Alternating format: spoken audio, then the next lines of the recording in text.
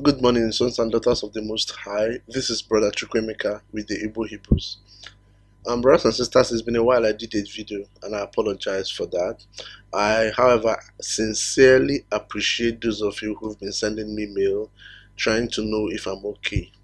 I really appreciate those of you, and may the Most High bless you.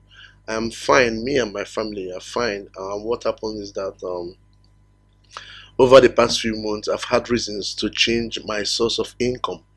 And so when you're trying to start up something new, it usually takes a lot of time and a lot of commitment. So that's what's been going on. As a result, my activities on the internet has been restricted to what I could do on the phone. And that's why the delay. But we thank the Most High. We are appreciative of the work the Most High is doing in our lives. And the ministry is still ongoing. Children of the Most High, like I said, the ministry is still ongoing. I'm not abandoning the ministry. And I also hope you and your families, whoever you are doing well, and you're trying to abide in the laws of the Most High as we enter this pagan year of 2018. I'm not oblivious to what's happening in our homeland, and today's rant is just to touch on what's happening in our homeland and what's happening in the continent as a whole. For instance, I've been saddened by what recently happened in the Nwana Mutapa Kingdom of Zimbabwe, where we saw a living kind of a European coup that was done. It's nothing new. They've been doing this ever since they stepped foot on the shores of Africa, and it's sad that they keep doing it even in broad daylight. And some of us we really don't know who is for us and who is against us. I don't really know. I don't really care about the internal politics of that nation. I don't really care what goes on with the former president of that country or his wife and and what's going on there. I don't really care. What I know, from what I know about the history of the country, is that the country Zimbabwe was once the last standing bastion of African sovereignty. Sub-Saharan African sovereignty was demonstrated by the country of Zimbabwe, and now we've seen that taken away. What did the president do wrong? Well, you all know, was it in 2001 that he took back the land? For some of you who don't know, that country, Zimbabwe, had their independence in 1980 after a war. It was not peaceful. Think about it. 1980 is like, I don't know, 37, 38 years ago. It's not a long time ago. That's when they had their independence, after a war. So what that tells you is that if the colonial masters had their way, they would never have left that country. And when they had their independence, I know for the history of the country, the independence was signed in what they call the Lancaster House in London. And in that house, they signed that they were going to return the lands to the natives. They were going to return everything that they took because they were defeated. These people were defeated in a war. The natives won them in a war. They were going to return everything back to the original landowners, who were the Africans there. They were signed that in 1980. I think 1979, 1980 in Lancaster House. That was signed. Eventually, they, like we all know, African politicians, they try to find their way into the political system, trying to bribe or, basically bribe the president and the politicians not to abide by the agreements in that Lancaster House. So they didn't turn over the lands to the native for a very long time. I think in 1988, the president was even knighted by the Queen. But in 2001, he decided to abide by the laws of that, by what was signed in that Lancaster House Declaration. And he took the land and handed it over back to the Africans. And that's when all hell broke loose. A lot of press, they were saying a lot of evil things against him, even though clearly this man had no foreign accounts. Clearly this man was not siphoning the money.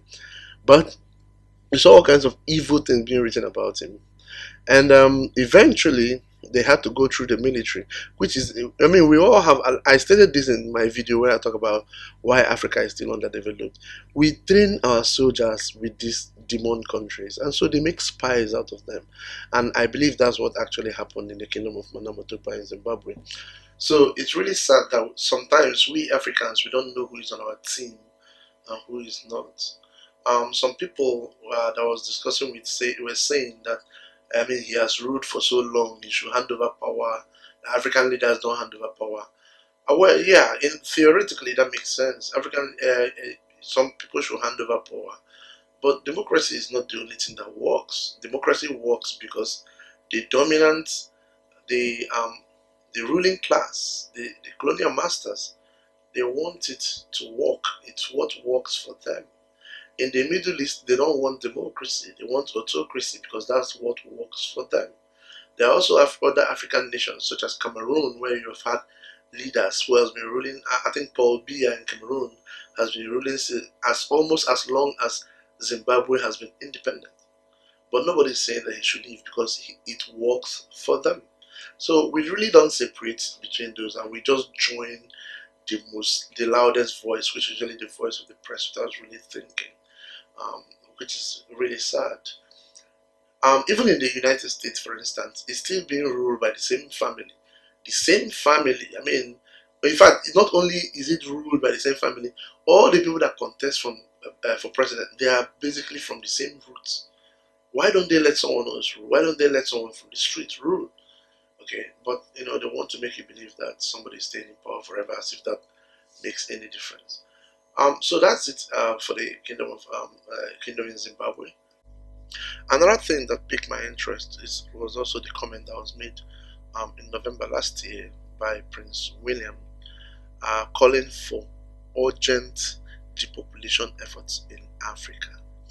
He wants Africa to reduce population because in their computer screen they estimate that Africans have billions of people, and that each African family has like 8 children. I'm not kidding. If you look at the United Nations, does their own world population, that's their assumption, that African families, especially in Nigeria, have an average of 8 children per family, which is ridiculous. But that's what they assume. He was calling for Africa to depopulate, and not until, to my knowledge, no African nation has ever stood up to him and asked him why. Why? Because he has 3 children, and there is no reason. He just got married 5 years ago and he already has 3 children. So there's no indication that he's going to stop at 3, and there are lots of children in his family. Not only that, the European nations at the same time are ramping up their population. For instance, countries like Germany, countries like France have been reporting negative population on purpose. They've been saying that they have negative population, and so they need to ramp up their population.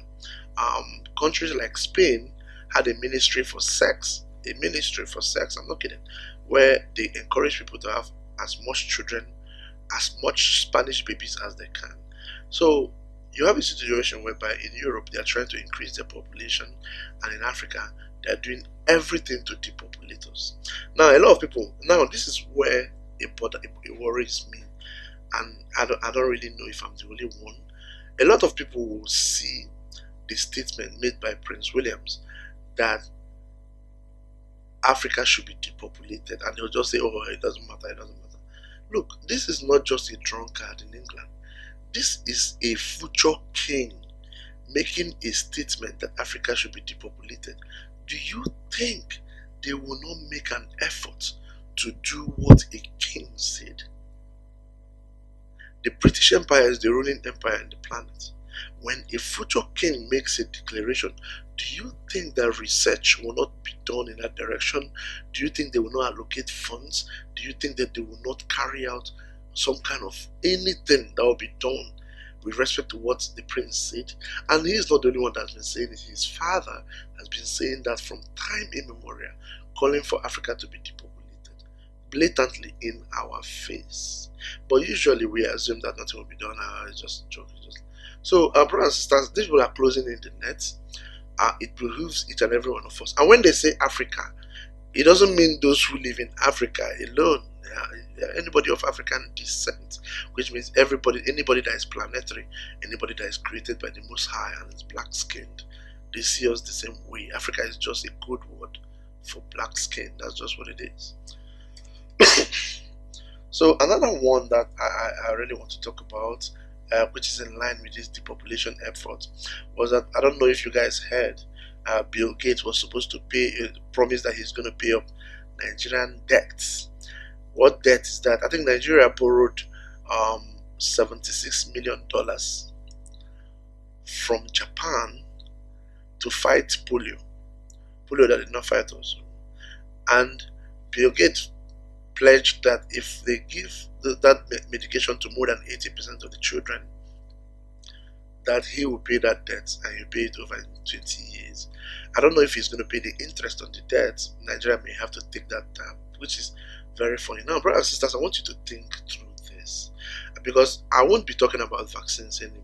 And I've had a number of videos where I talk about it, but I won't be doing that anymore. And I will state my reasons in some other video.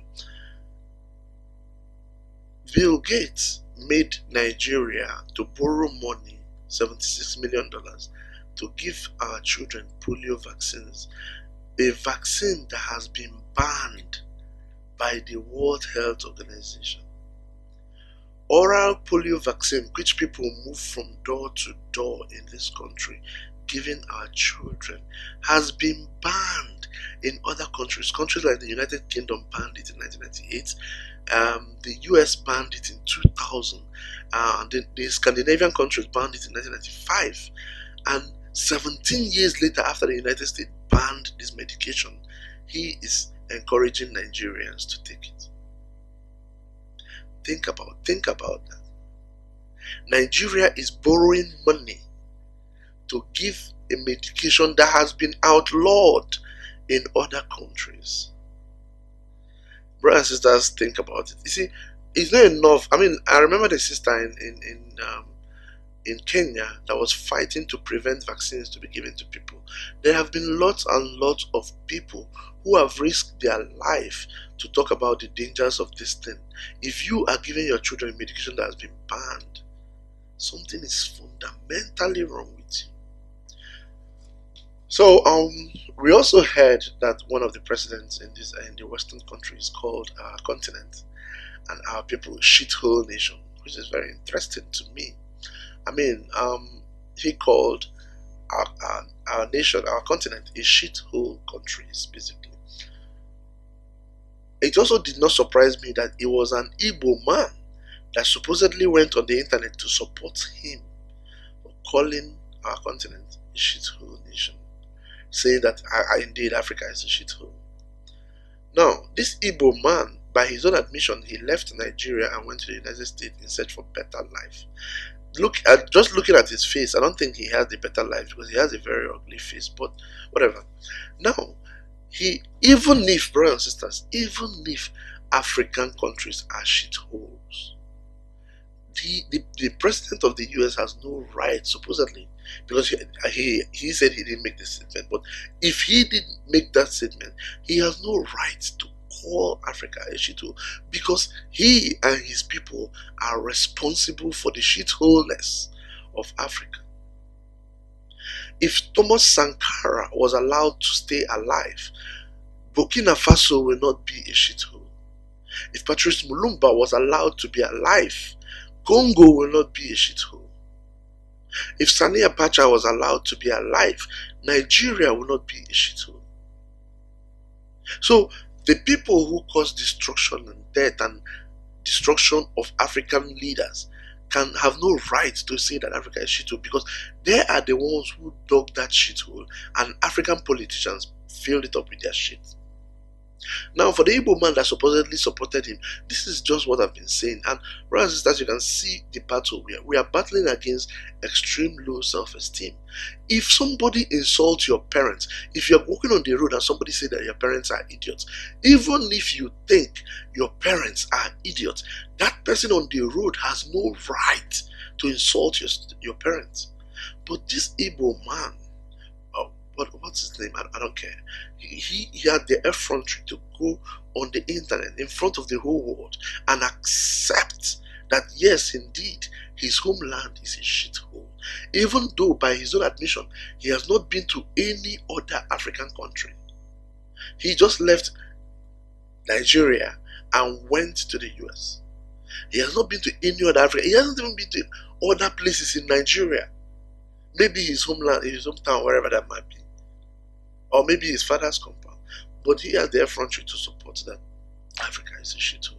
This is what we are battling against, brothers and sisters. It's just low self. So those are the things that have been happening in our continent and in the world.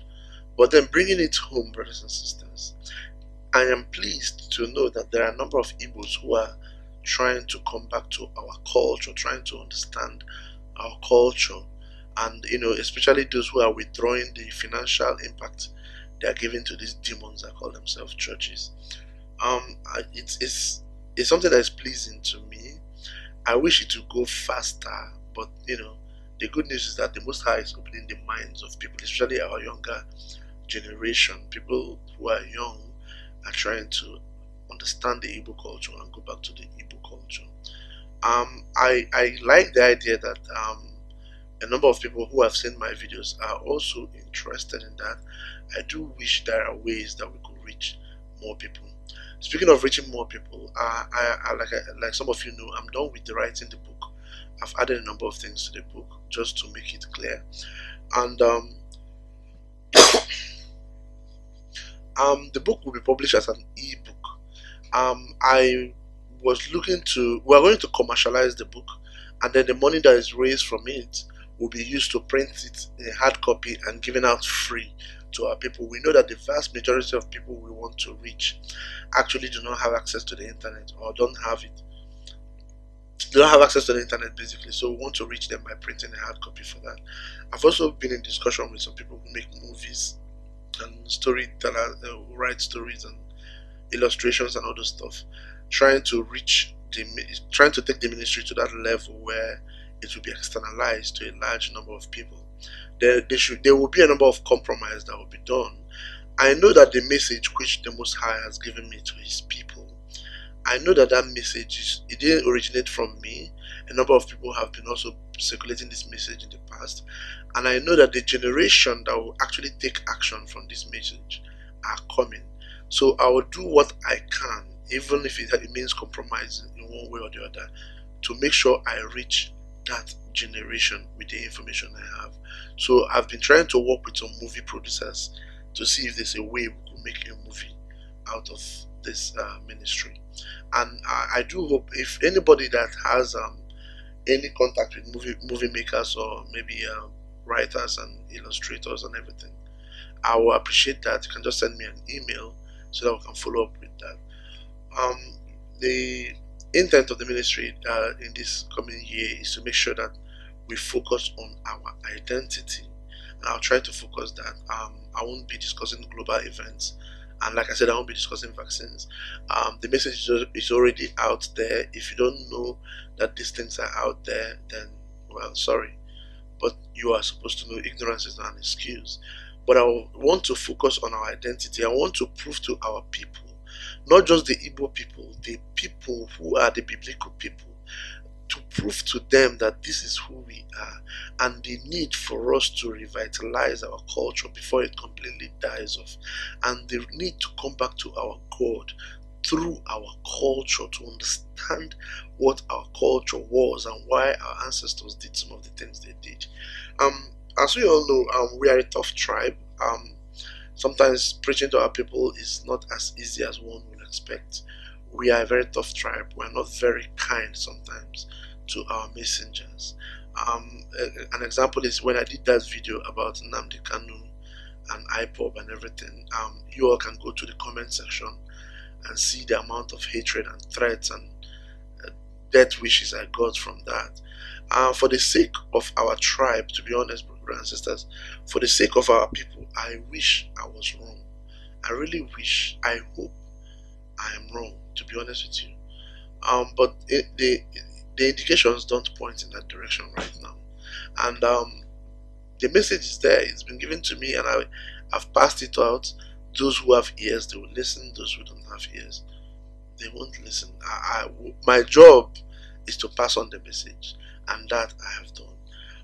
I thank each and every one of you, especially those who send me emails trying to know how I'm doing. I'm fine, and I hope that the Most High will keep you too and bless you. Brothers and sisters, remember me in your prayers, just like as I remember each and every one of you in my prayers. I mean, the Most High bless each and every one of you. Salam.